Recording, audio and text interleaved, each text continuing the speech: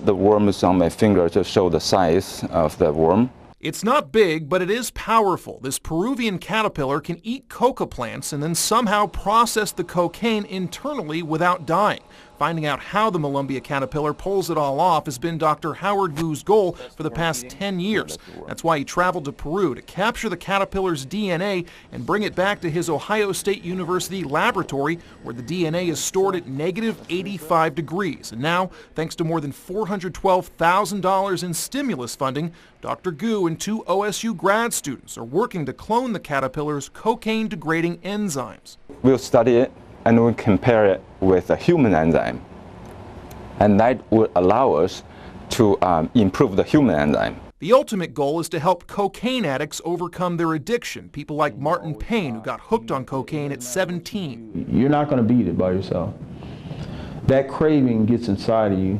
Payne says he's overdosed several times, but for the past 3 weeks he's been in treatment at Columbus's Maryhaven facility trying to get past the urge. Your mind is telling you you need it. Your body has to have it.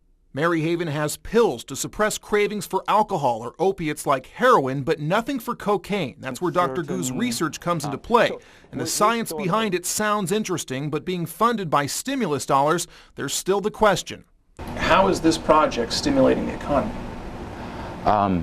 Okay. I guess the lab activity increased and the number of employees increased. So far, the school has spent $233,000 on the project. OSU has collected $74,000 for facilities and administrative costs. $130,000 has gone to salary and benefits for 5 people. 3 grad students working 20 hours a week, though 1 position was cut. A postdoctoral researcher working 40 hours a week until that position ended in June. And Dr. Gu has earned less than $8,000 from the stimulus grant because he's only required to work at least 2 hours a week on the project, though he says he works far more than that. OSU adds up those numbers and reports the more than $412,000 grant is creating roughly 2.5 jobs over 2 years.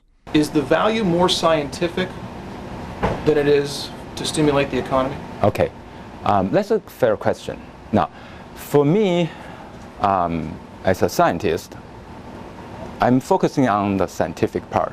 Actually, cocaine problem and drug addiction problem cost us a lot of money in the economy and in the society.